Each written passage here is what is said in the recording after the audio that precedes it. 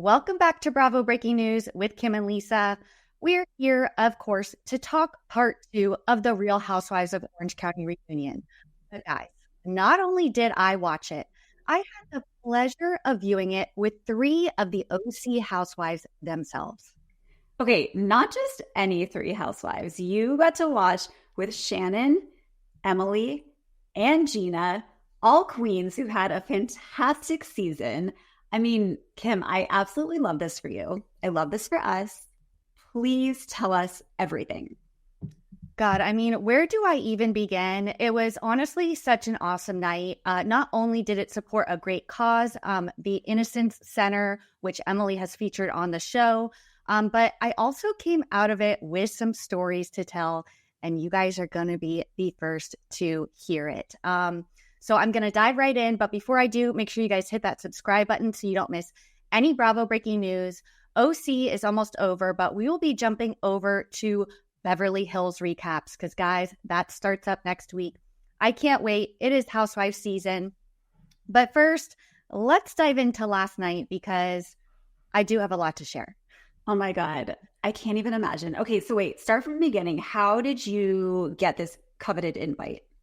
Okay, so I will preface this by saying this was open to the public. People could purchase tickets. I, for one, did not purchase a ticket. However, Wednesday morning, so 2 days ago, I wake up to a DM from the one and only Emily Simpson. And she's inviting me to this event. So I was super thrilled. I love Emily and Shane, even though we didn't love her on last week's reunion. I still love her and I love to support a cause, especially this one. So, of course, I accepted the invite. Her and Gina were hosting the event. So we showed up last night. I brought my friend Natalie, who we went to BravoCon with. Shout out Natalie. And it was a blast. Honestly, all of them, first of all, looked stunning. Emily looks better than ever. Absolutely beautiful. Gina was killing it. Shannon storms through the door. And I did not know she was going to be there. That was not announced. She was not on, the little promotion lineup. She was there simply to support the cause and be there for Emily and Gina, which I thought was just so great of her. And, it's kind of like tit for tat. Emily and Gina, she says, are the people who she was excited to film the reunion with. She felt really had her back throughout the season. So she's not going to support Emily for the event and the cause. And I loved it. I was so surprised and happy to see her and have all 3 of them there. Oh my God, that's so cool. So were they actually showing the reunion while you were there? Was it a dinner? So walk us through what this event was like. So we showed up. It was at a wine bar in San Juan Capistrano in Orange County. And there was an open bar. There was an absolutely amazing spread of food. You guys know Housewives events. The food is, you never know what you're going to get. But Emily delivered with this one. And it was kind of like a mingle, like a cocktail party. It was very intimate, like under 100 people, maybe a little bit over. But we mingled for a little bit. Then Emily, talked about the cause and obviously promoted the Innocence Center and had 2 of the people who have been freed from the Innocence Center Foundation there. It was really, really crazy to hear their stories. Like these, one of the men had been on the show previously. And this guy, he was in prison for 15, the other one for 18 years for a crime that they didn't commit. So it really hit home. They shared a little bit about their stories. And it was kind of great to just be in the presence of these people and a cause that's like doing such amazing work. That is, just wow. I literally have the chills, not in a Lisa Barlow way, but, I'm shaking because it's just so unfair. And I'm sure it happens more often than we, even realize. So that's really wonderful that she brought everyone together to kind of raise awareness and promote this. But Yeah. how did they tie in the reunion and everything? So, it was just kind of a little intro and like, thanks for coming out. We love everybody there loves Bravo. We also love to support a cause. She brought Housewives there for the fans to come, and all of the proceeds from the event and the tickets went directly to the family. Got it. So Okay. that's kind of where it tied in. Now, was there any commentary from the wives, like while the reunion was playing? Well, before I get there, of course, you mingle with the wives, you say hi, you take pictures. Everybody was super, super nice. I thanked Emily for inviting me. She was super, gracious to have everybody there. And then Shane Simpson, he spies me in the crowd. He goes, hey, you come here. I'm like, Shane, I love him. I've told you guys, like, they've really grown on me. Oh, same. Shane shared that he is actually a fan of Bravo Breaking News and a listener of the show. So Shane, if you are watching and listening, hello. And get this, guys, he was the one that told Emily to invite me. Oh, so my God. It all ties back to Shane Simpson. And honestly, like, we talked for a while and he's like, I think I told him he's like in the perfect area of house husbands. He doesn't get too involved, but he is on the sidelines, kind of seeing what's going on social media. He thought it would be a good idea to invite some of the bloggers. He invited a few of the other Bravo accounts as well. I'm not sure if they were able to make it, but, he has his peripheral vision, like, on what's going on. And I loved that. We talked for a while. He was super, super nice, super friendly. And they could not have been more gracious. We did watch the reunion. Everybody was kind of talking during it, so I had to come home and watch it again. But we did get some commentary. And that is from one Shannon Storms Bedore. And I will get to that when we get to the point where she picked up the mic during the night. So just wait for that. But it was just a great event. Travis was there with Gina. I spoke to him a little bit. I'm like, I'm glad you guys are trying to work it out. He said, we're trying our best. We're doing great. So they are on the right track, it seems like. Perry, I know you love Perry, Shane's mom. Shane's mom, yes. Yes. Who funds their whole lifestyle. Exactly. I mean, let's be real. They do have money, but I think they contributed a very large amount to the organization last night, which, hey, like, if you have that kind of money, I'm glad that you're putting it towards a good cause. So all in all, guys, it was a great event.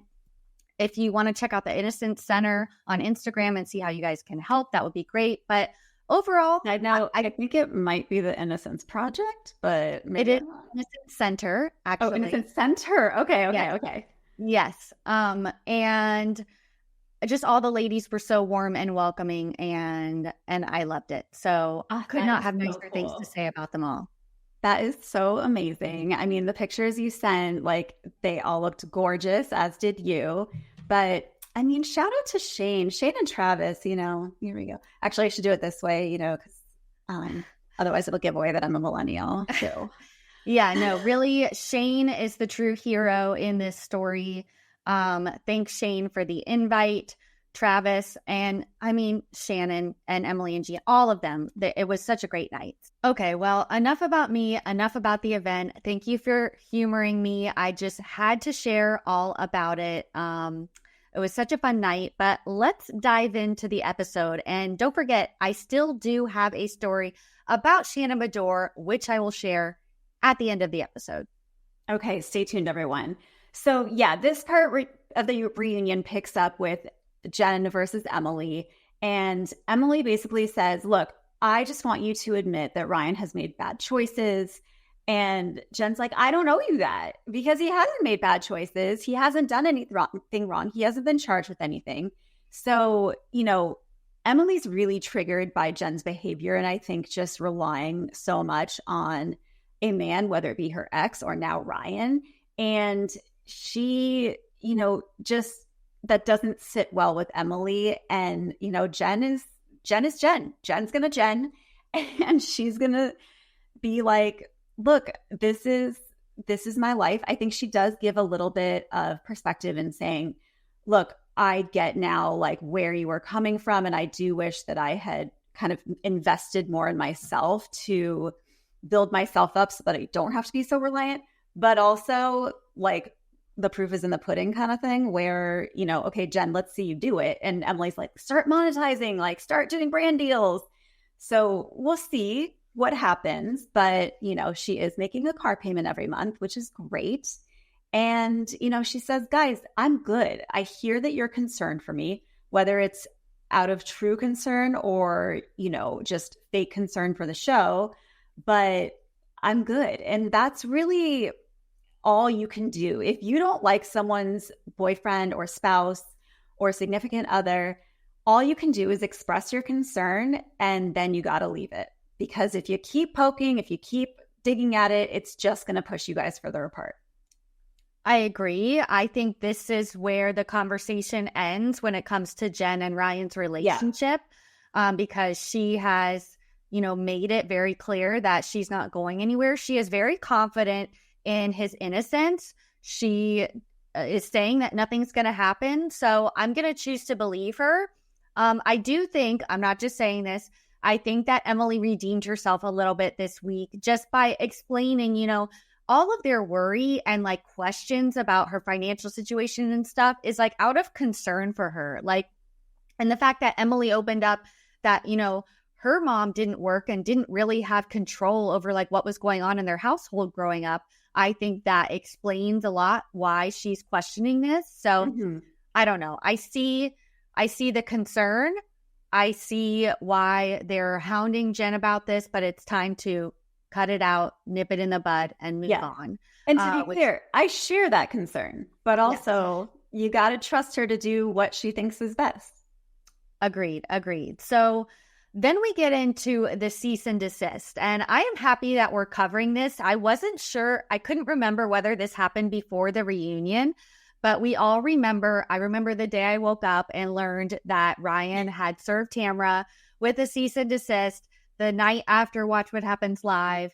And Tamara, you know, basically says like, I said the wrong thing. I butchered what I was trying to say, but then she said she forgot that she said it. Her words were kind of twisted. It wasn't really clear. She said she retracted the statement. She said that the FBI raid was something that she heard on the streets, like basically rolling it all back. So I think she learned her lesson. Honestly, throughout this entire part 2, it kind of does seem like people were able to get through to Tamara, which I loved to see. But, you know, she does, you know, continue to kind of fight back and be like, well, you were calling Eddie gay. You were calling me his beard and stuff, which I've heard the gay rumors. I did not know about the beard comment. It kind of made me laugh a little bit, to be honest. But yeah, I don't know. It's like Jen said it best. At some point, we have to stand up to you, Tamara. We can't all just like sit here and take it from you without dishing it back.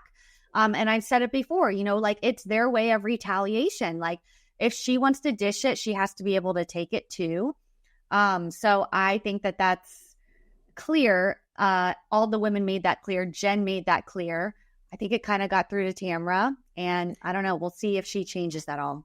Yeah, I mean, we'll see. Time will tell. I think it's such a pattern for her to fall back into these ways where she just goes as low as possible. And they all called her out for that. They said, Tamara, yeah, we all say things and throw things out there, but you take it to another level that is way lower than anyone else. And she finally said, yeah, okay, I do that. So, I mean, but whether or not she... And hallelujah for that. Like that was like such a pivotal moment. Like, thank you for the Housewives for saying what the whole fan base has been saying and thinking. So I'm just really glad they said that point blank. Yeah, but time will tell if she actually internalizes that feedback, right? So right now it's like, yeah, it's one thing for her to admit it, but let's see what happens after that. And, you know, she says, oh, like I brought up the FBI thing. I was plastered at Katie's, but then on Watch What Happens Live, she's like, oh, I didn't even say Ryan's name. And then Andy said, yes, you did. Like, I didn't even realize I said it. So she just kind of always has these excuses in her back pocket. And I don't know. We can be hopeful, I guess. Yes. But then the conversation kind of turns back to Jen and Shannon via Tamara. But like, Jen's asked, why wasn't she mad at Shannon for the whole background check thing when she was so mad at Tamara? And I think she had kind of said this earlier, but it goes back to saying to the thing where when Shannon does something wrong, she acknowledges it, she apologizes for it, and then, she moves forward in a genuine way. Whereas Tamara might acknowledge and apologize for it, but then she goes right back to being nasty. So she was just tired of Tamara saying one thing and doing another, saying, I love you, I love our friendship, but then just going right back and throwing her under the bus again.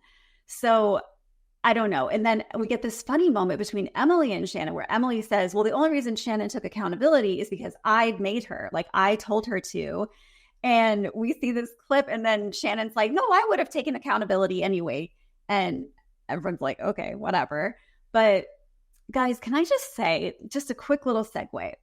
I watched this on Peacock and the cursing just really brings me so much joy. Okay. Like I do not have many vices in life, but cursing is one of them. And it just like, let me have my fucks. Let the housewives have their fucks. It's so good. Oh, I have to watch that more. I am a DirecTV girly, so I'm watching it on East Coast time live at 6 p.m. on the West Coast as soon as it comes out. I don't get to experience it that way. And maybe I should because, these women, they have a right to say whatever the fuck they want. And I love that for them. I mean, uncensored. You owe it to yourself. I do. So let's talk about, of course, Tamara gloating at the very end of the finale episode in the FBI hat. She says it was a joke.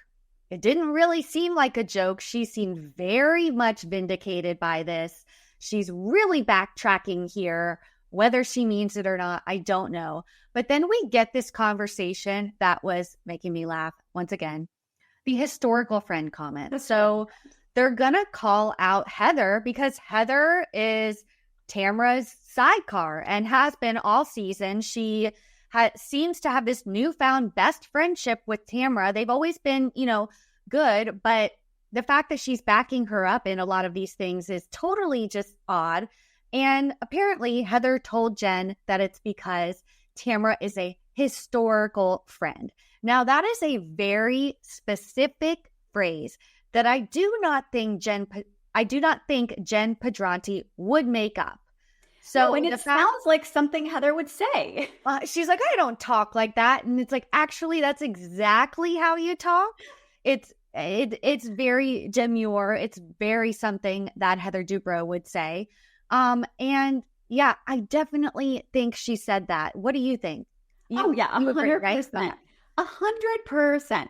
Heather is doing way too much protesting here, and she needs to learn when to sort of pick her battles because right now she is arguing against every little gripe that someone brings up. And like, that's not even a big thing.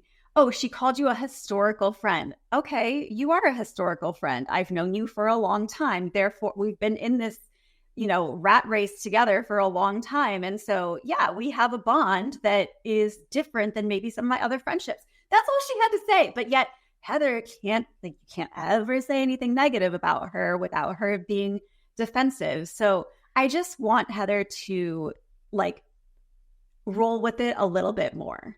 Yeah. That's my note for Heather. Yeah. It wasn't even that bad of a thing to say. It means you have history. Like, yeah. I don't see what the big deal is.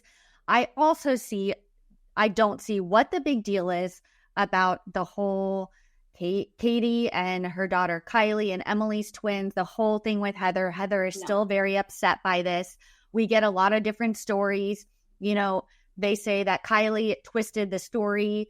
Emily's kids were lying. And it's like, I don't really know who to believe, but all I know is that we have the flashback of Katie's younger son straight up asking her, was Heather a jerk again to you today? And it's like, it's obvious what happened. Katie talked about it in front of him, whether it was intentional or not. He picked up on it. Emily also admits that her and Shane like kind of discussed it. And then her kids like came up to her and were like, do you know Heather? Or maybe they heard Kylie talking about it. I don't quite remember what was said, but and they like nipped it in the bud right there. As I said previously, Emily was never going to bring this on the show. I don't know why they're not diverting more focus to Tamara in this moment. Right. Who's the one that even brought it to light. It just pisses me off. I don't know, but then it goes into this whole thing about Kylie's TikToks and, she's coming hard for the ladies in her TikTok and it's very distasteful and I would never let my child do that. And Katie's like, no, I agree. I did not like it at all. I didn't agree with it. I told her to take it down. I told her this is going to, come back to haunt me. And she's like, but at the end of the day, she's 20 years old. I can't control her. I don't have access to her account. I can't go on and delete it. So they're really harping on Katie for such small things, in my opinion. The whole babysitting thing, it just became so much bigger than it needed to be. And I, one, blame Heather for that. And two, I think Emily's a little bit scared of Heather because they had just gotten to a good place. And she's like, oh shit, I don't want this to kind of throw me back 10 steps. So I feel like the punishment they're giving Katie on several issues does not fit the crime. And they just need to I don't know. I feel like they're really going hard at her and she's kind of just sitting there taking it. And I mean, she looks incredible. I mean, she is gorgeous. And I can only wish that my face looked that snatched, but oh my God, she's beautiful. But it's just, I'm like, you guys are just making this so much bigger than it needs to be. I mean, I agree, but at the same time, did she make the paparazzi photos way bigger than they needed to be? Yes. And did Heather have a point saying like, what did I ever do to you? Maybe a little bit, because Katie is kind of the one who brought this feud to the show, kind of put Heather in like a weird place. And I don't know. I see a little bit of both sides here for me. But I don't know. Once again, this is a storyline that I hope is squashed. I do not want to hear any more about these paparazzi photos. I do not want any more digging up about Katie's past. I think we need to move forward and live in the current. And what's currently happening is Alexis. Why did I just forget her last name? Alexis. Polino. I almost called her Alexis Bador. Okay. No. Please forgive me. Alexis Bellino arrives. Jesus Jugs is resurrected. We see her trailer moment. She's getting ready. She's talking to Tamara. She's there to be John's mouthpiece, and that's exactly what she does. Andy is very nice to her when she first comes on stage. She shares that they're going to get married in the next 12 months. Shannon is murmuring under her breath the whole time, like, oh, fuck off. Like, oh my God. No, literally when she was walking onto the set, that was like my favorite thing. And I think you can only get it on Peacock, but you just see Shannon go, oh, fuck off.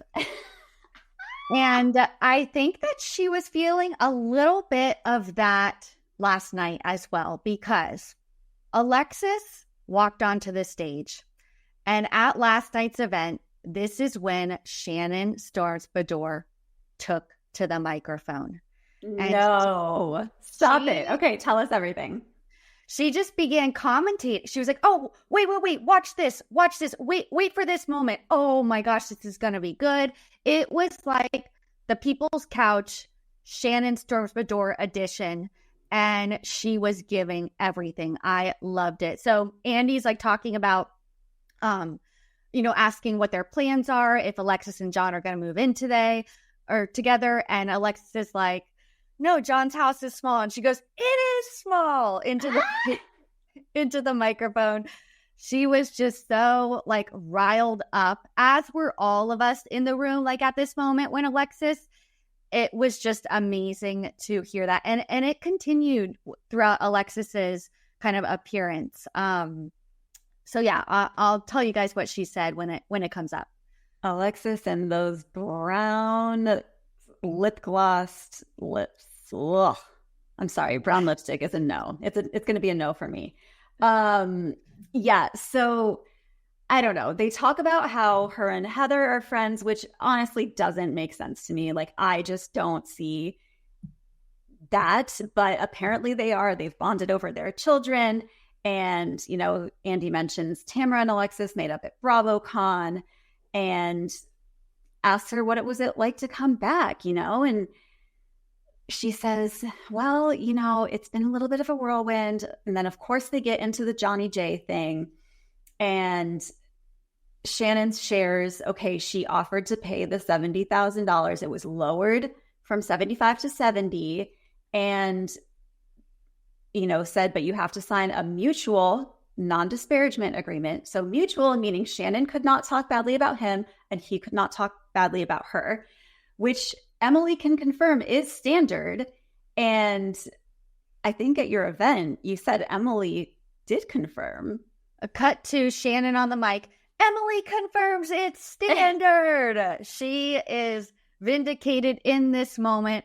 This is standard. You know, she's also like, you know, we see Alexis talking about coming back, how she was in a bad place. Like, you know, she's like kind of happy to have a job again. And Shannon goes, it's her career. She says it's her career. Like, I love that. She's using basically all of the ridiculous things that Alexis has said on the show against her and throwing it right in her face. I absolutely love it.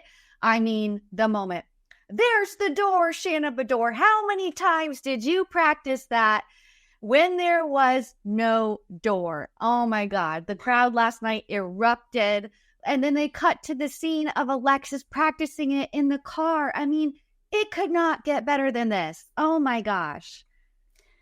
Yeah, this was what I expected, honestly. But Alexis can't talk her way out of a paper bag because she starts trying to say that with the whole videos thing, I never meant to bring it up. By the way, Johnny was never going to bring it up. And it's like, yeah, because John told you that you shouldn't have brought that up. And now you're trying to walk it back. And then at one point she said, Shannon's lawyers are the ones who brought up the videos. And my lawyer said, that's going to be extortion. And I'm like, what are you talking about? We all clearly saw you bringing up the videos and you saying, I'm going to put the truth out there and the gloves are off. So what is she even saying? Lies, the lies, the lies, the lies. She continues to lie every which way out of her mouth. She said she didn't bring up the videos. And then she has the nerve to say that she was not involved in any way in the Bellino lawsuit when after Tamara has exposed the text messages, said, we are going to sue you. She's like, that was not a court document. There was no signature. Girl. And then Emily said, you were named as a concerned party or relevant party or whatever it's called. And she said, like, she's like, but I was not on the, I don't know. And I'm like, I don't want to say the S&D word, you know, like DJ James Kennedy. But Alexis, come on. I mean, to quote Emily in next week's, like, don't ever call me dumb. You're the dumbest person that I have ever met. And like, honestly, it's true. It's true. Like it is mind-boggling how someone can think like this and think that they are so right and so vindicated when everything they say is wrong. And and then Andy even starts saying like, Shannon, don't bring it up again if you got sued for it. And Shannon's like, I won. And he's like, oh, you won? Oh, great. So Andy's so clearly on Shannon's side. And then he says that to Alexis and she's like, well, I don't know the outcome. And I'm like, okay, well, they're telling you right now. don't pretend like you didn't know, but if you didn't know, they're telling you right now that Shannon won. She didn't defame your ex-husband. So what is all this? Like you're accusing Shannon of lying and all these things, yet it has been proven that, the law was on her side in the past, and I'm sure it's going to be on her side in the present because they are going to court, you guys. I was just about to say that. Thank you for bringing that up. Side note, yeah, the Johnny J and Shannon Storms Bedore better be a true crime documentary. That is going to court. It's going to have a jury. And if anybody in the OC justice system needs a juror, I volunteer as tribute. I will pretend to not be biased, but we all know that Shannon is right here. So just put me on.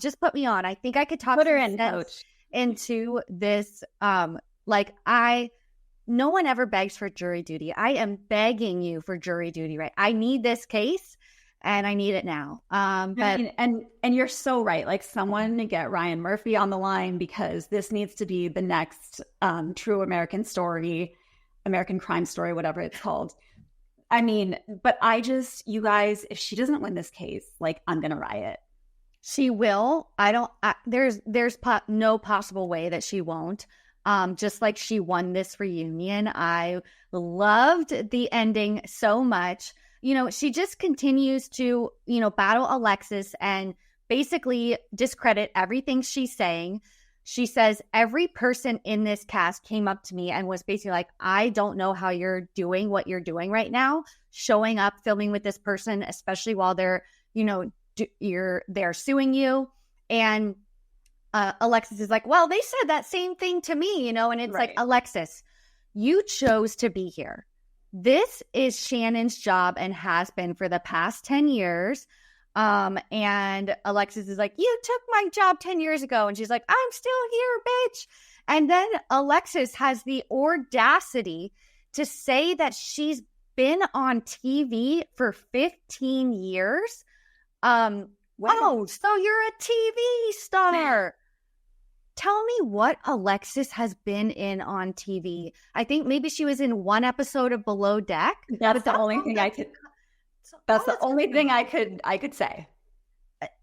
Question marks, please. If anybody can weigh in the comments, what TV show has Alexis been on in the past 15 years? Because that was so laughable. I mean, Shannon totally won this. It was amazing to watch on screen and in person. She was so thrilled. And I don't know if you guys saw my video on Instagram that I posted. I asked them all to describe the reunion in one word. And Shannon's one word was epic. I could not agree more. I think she had some epic comebacks. I think she proved once again that she is right in all of this. And I can't wait to see where we go next week. I mean, no, and I cannot wait to see Emily just annihilate Alexis. Oh my gosh, I cannot wait. Like usually part 2 of the reunion is a little dull and slow. I thought this one delivered. I am glad that we have 3 parts. I can't wait for next week. Thank you guys so much for tuning in. And thank you to Emily and Shane for the invite to last night's event. It was so fun to watch the reunion there. And gosh, I cannot wait for part 3. I've loved this season of OC. I think it's definitely been the best one in a while. And I'm sad for it to end, but you know what? All good things. We're going out on a high note. We sure are. So thank you so much for listening, and we'll see you guys next week. Bye, everyone.